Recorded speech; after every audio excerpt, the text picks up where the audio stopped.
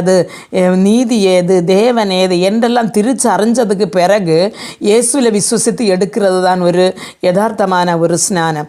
அப்போ இவர் இங்கே சொல்லுகிற என்று சொன்னால், பேதுரு அவர்களை நோக்கி நீங்கள் மனம் திரும்பி ஒவ்வொருவரும் பாவ மன்னிப்புக்கென்று இயேசு கிறிஸ்துவின் நாமத்தினாலே ஞான ஸ்நானம் பெற்றுக்கொள்ளுங்கள், அப்பொழுது பரிசுத்த ஆவி உங்கள் வருவார். அப்போது ஞான ஸ்நானம் பெற்று கர்த்தருக்கென்று பரிசுத்தமாக வாழ்ந்து நாம் காத்திருக்கும் போது அந்த பரிசுத்த ஆவி நம்மளுக்கு கிடைக்கும், நாம் பரிசுத்தமான வாழ்க்கை வாழ முடியும். அப்போது நீங்கள் கேட்பீங்க, சிலவர்கள் பரிசுத்தாவி பெற்றேன் என்று சொல்லுகிறார்கள், ஆனாலும் மீண்டும் தீமை செய்து கொண்டு தீமையிலே வாழ்ந்து கொண்டிருக்கிறார்கள், அது எப்படி அப்படின்னு கேட்பீர்கள்.